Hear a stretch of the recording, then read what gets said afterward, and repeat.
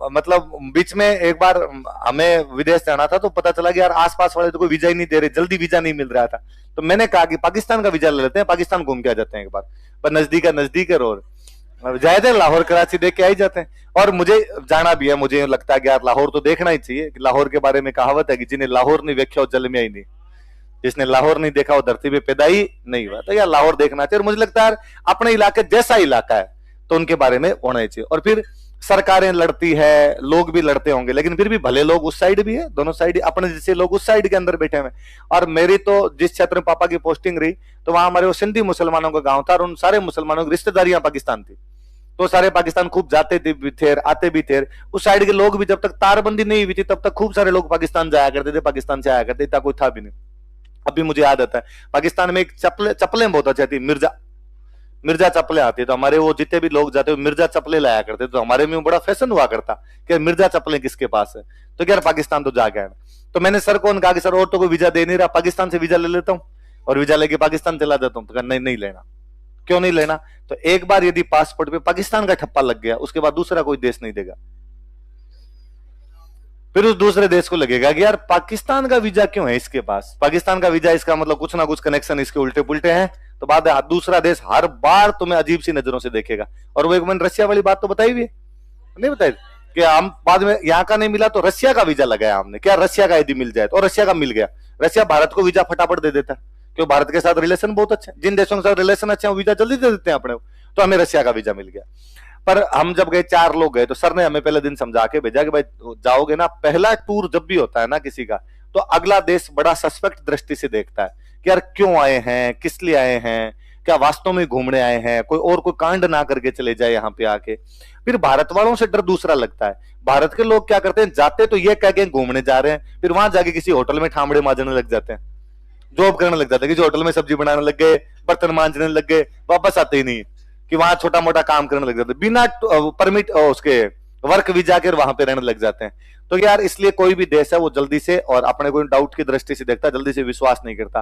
फिर दूसरा रीजन, भारत के बारे में ऐसा कहा जाता है कि भारत फैमिली वाला देश है ना, इसलिए भारत में यदि कोई 4 लड़के जाए तो उनको वो डाउट होता है, और उसमें भी हम चारों शौक नाल सड़े, एकदम सिंगल और सारे, तो यार ब्याह और नहीं हो रखे, इसलिए उनको वो डाउट होता है कि ये पक्के रहेंगे, कबूतर है, वापस जाएंगे नहीं।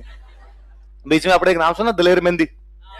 तो दलेर मेहंदी ने कांड करने शुरू किए थे। दलेर मेहंदी यहां से वीजा लगाता, भाई 30 लोग अमेरिका लेके जा रहा हूं, क्यों? तो अमेरिका मेरा 100 है, और 30 लोग क्या करेंगे? तो कहता भाई एक ढोलक बजाएगा, एक पेटी बजाएगा, एक चिमटा बजाएगा, एक ये करेगा, सारे लोग यूं लेके जाता।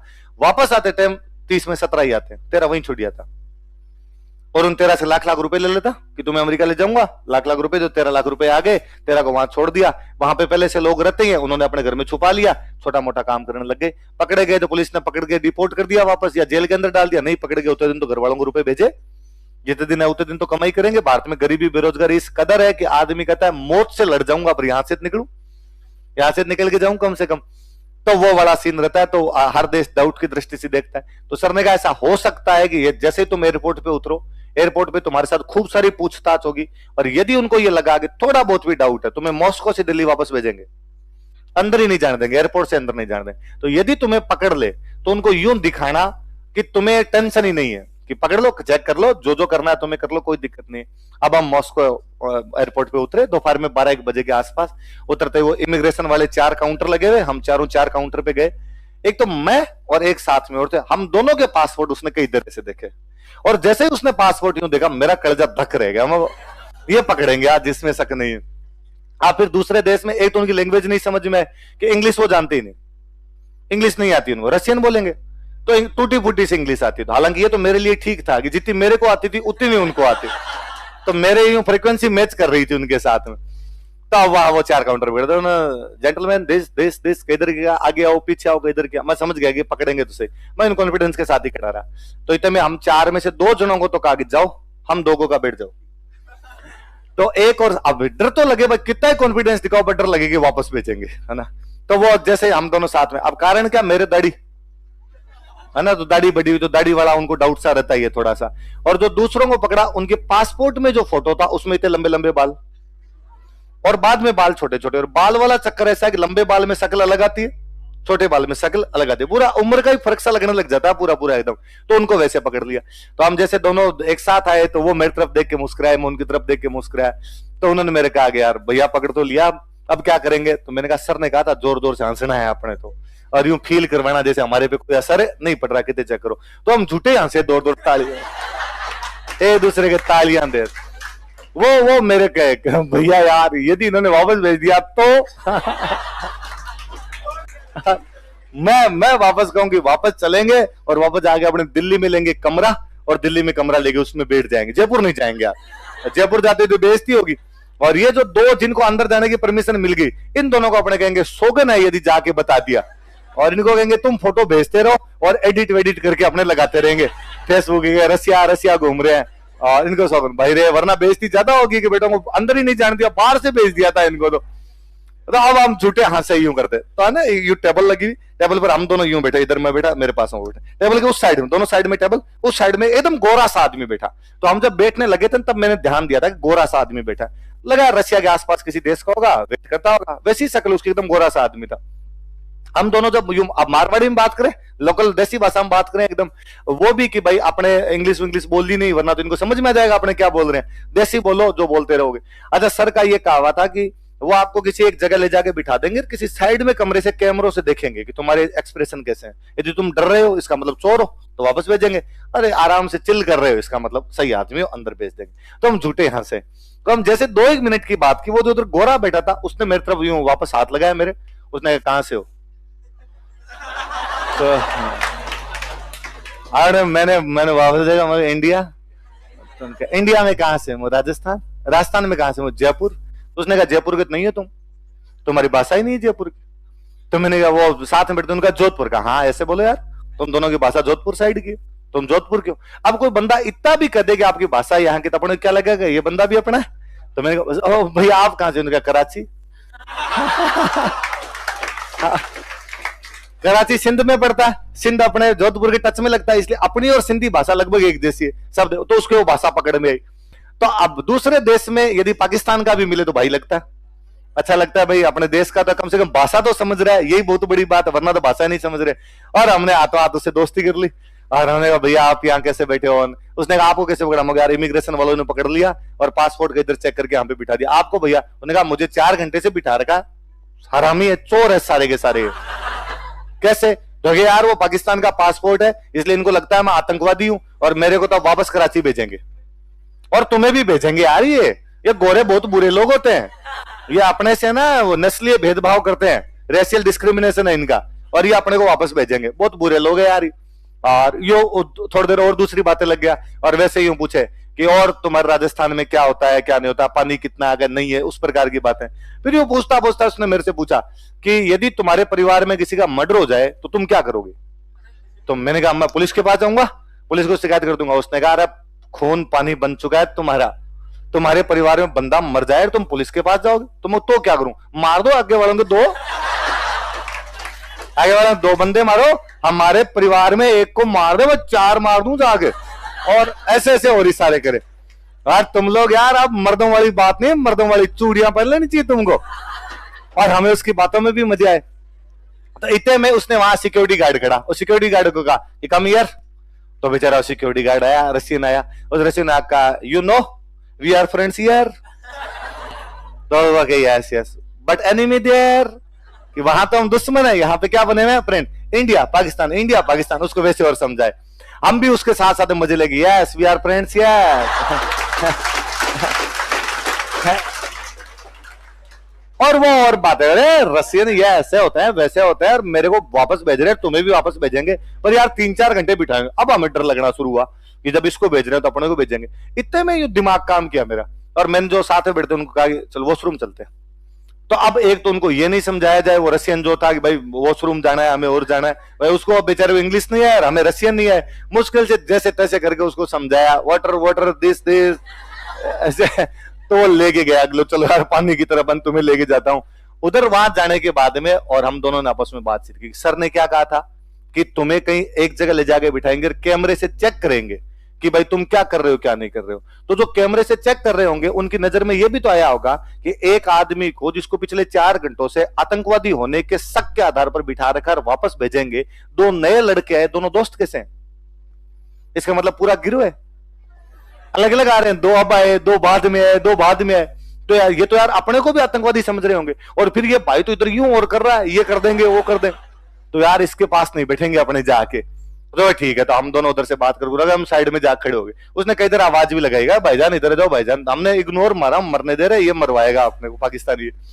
तो हम साइड में खड़े हो, इतने में रास्ते वाले आए, हम दोनों अलग अलग लेके गए, यू कम हियर, अलग अलग कमरों में लेके गए, कई देर तक बिठा के को भी पूछताछ की उन्होंने। अब उनसे अलग बातें कर रहे थे, मेरे से अलग बातें कर रहे। तो उनका पहला सवाल तो यही था, भाई तुम रसिया ही क्यों आए? दुनिया पड़ी है पूरी घूमने के लिए, तुम्हें रसिया में क्या था ऐसा कि रसिया आ गए?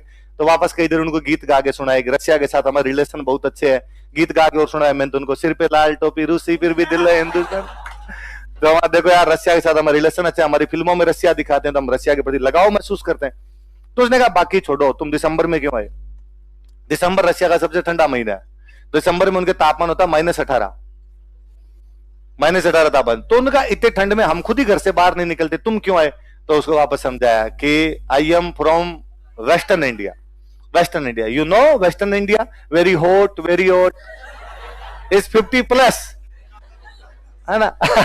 हाँ, I want to see snow. तो उसको लगा अच्छा ये कह रहा है गर्म है, ठंडा देखना था। और तो सर ने एक बात और कह के भेजी थी, रुपए खूब सारे रखना जेब में, उनको लगना चाहिए तुम अमीर आदमी हो। तो गरीबों पे यूं उनको लगता है गरीब है तो पक्का ही वापस नहीं जाएगा। तो रुपए मेरे जेब में खूब सारे डॉलर पहले से डाले हुए थे, फिर मेरे पास होटल के सारे कागज थे, तो मैंने उसको दिखाया था ये मेरे होटल का कागज है, तो इतने दिन में होटल में रुकूंगा, ये मेरा रिटर्न फ्लाइट का है, तो रिटर्न फ्लाइट मैंने करवा रखी, तो वापस तो जाऊंगा ही मैं यार, यहाँ कहाँ रुकूंगा। और बाहर जिस एजेंसी से मैंने करवाई है, एजेंसी का बंदा बाहर खड़ा होगा, तू चेक कर ले, वो मुझे लेने के लिए आ रखा होगा। तो उसने फाइनली कहा कि तो रुपए बता तेरे पास कितने हैं? रुपए मेरे पास 1314 थे। मैं पैसे की लगा दूं डेरी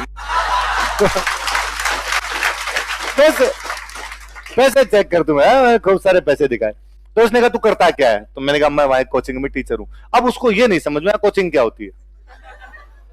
तो उसने कहा कोचिंग मीन्स कोचिंग। तो मैंने कहा ट्यूशन है ना, आई टीच स्टूडेंट ट्यूशन। उसने कहा okay you are teacher in school. मैं कहा नो स्कूल। Then college. मैं नो कॉलेज। कोचिंग। अब उसके फिर कोचिंग नहीं समझ, कोचिंग क्या होती है। फिर कई देर उसने सरकारी नौकरी, गवर्नमेंट सर्विस की तैयारी करवाते हैं। अब वहां गवर्नमेंट सर्विस ही नहीं होती, बहुत मुश्किल से ले देके उसको मैंने स्प्रिंग बोर्ड एकेडमी का ऐप दिखाया, ये हमारी वेबसाइट है, ये है, तो पूरा दिखाया। तो उसके थोड़ी पल्ले पड़ी, तो उसने कहा ओके जाओ। तो हम दोनों जब वापस जा रहे थे दोनों, तो पाकिस्तानी उधर ही बैठा था। तो वो बाजू उसने कहा भाईजान क्या हुआ? तो मैंने वो साथ वालों को कहा कि पीछे देखना ही नहीं है, अपने चुपचाप चलो। यदि इसने पीछे से ये कह दिया कि फतेह हमारी होगी और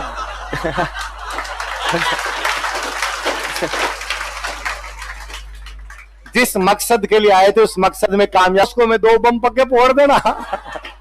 ये रसिया वाले उल्टा लटका के मारेंगे यहाँ पे, और लंबे छोटे डाकी टाइप के आदमी हो रहे, तो मुश्किल से जान छुड़ा के वहां से निकले। तो वो यार पाकिस्तान की इमेज कितनी खराब है, जबकि वो जेंटलमैन लग रहा था। उसने कहा कि मैं पहले इंग्लैंड के अंदर फुटबॉल टूर्नामेंट देख के आया हूँ, पैसे वाला आदमी हूँ। अब रसिया में वहां पे उस टाइम विंटर ओलंपिक चल रहे थे, अब मैं विंटर ओलंपिक देखने के लिए आया हूँ। पर यार ये वो पाकिस्तान बड़ा ठप्पा लगा हुआ है हमारा, इसलिए आने नहीं देना चाहते। पर पाकिस्तानी काम खूब करते हैं। रसिया मतलब आप दुनिया में कहीं चले जाओ, पाकिस्तानी इतनी लेबर मिलेगी जिसके दिन, हालांकि पूरी मिलती है, इंडिया की भी खूब लेबर मिलती है, पर पाकिस्तानी हर जगह ज्यादा मिलते हैं। इसका रीजन है कि देश बर्बाद हो गया, देश के अंदर जॉब है ही नहीं। तो हर आदमी चाहता है कि जैसे तैसे करके यहां से बाहर निकल जाऊं और बाहर निकल के और कहीं पे काम करूं। तो वहां मॉस्को के एक होटल के अंदर गए हम। अब वहां वो खाने वाली दिक्कत आती है भयंकर। तो पूछा वहां जो गार्ड वार्ड थे उनसे पूछा कि यार इंडियन रेस्टोरेंट बता दे तू। तो उसने फाइनली एक ने कहा कि ताजमहल। और पाकिस्तान वाले बड़े चालू है, पाकिस्तान वाले वहां जाके होटल खोलेंगे, उनके नाम रखेंगे ताजमहल, लाल किला। इन होटल के नाम से क्या लगता है इंडिया का, होता पाकिस्तानी।